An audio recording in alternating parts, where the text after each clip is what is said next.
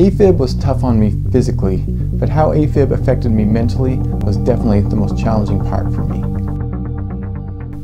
Hello, my name is Steve Daly. I had my first Afib episode in August of 2019. At the time, I had no idea what was happening to my body.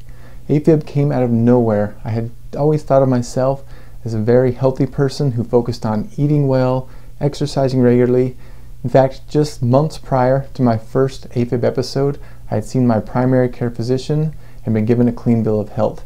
Then, seemingly out of nowhere and for no reason I could identify, Afib struck. In this video, I'm going to share how Afib made me feel. Afib affects many people differently and it varies from person to person. I want to share my Afib story to help others who are suffering through this condition.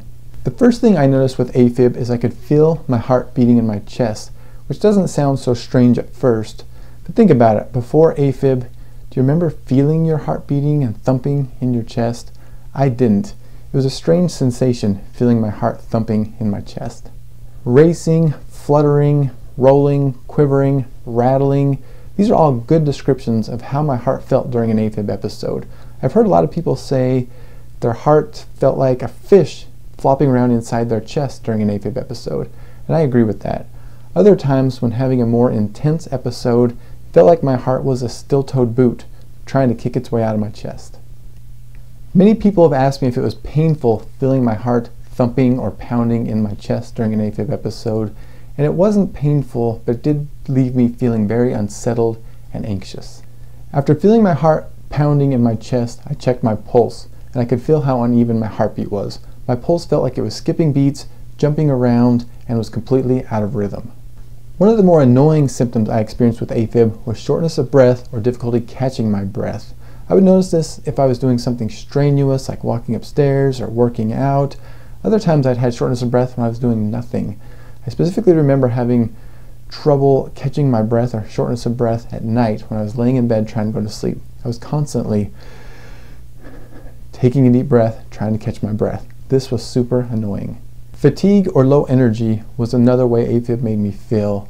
I've always been a pretty busy person, not one to sit around. I was constantly in the outdoors, hiking, biking, exercising, or staying busy at home, doing yard work, cleaning house. That all changed with Afib. I became a much more tired person, both physically and mentally. At times, Afib made me feel lightheaded and dizzy. This happened more often if I was doing something strenuous or active, but it could also happen if I was doing something as simple as going on a walk. I do remember a specific Afib episode I was having last fall. I was putting Christmas lights up on my roof, and I remember feeling very lightheaded and dizzy. Yet I stayed up on my roof and put the Christmas lights up. That wasn't a very good idea.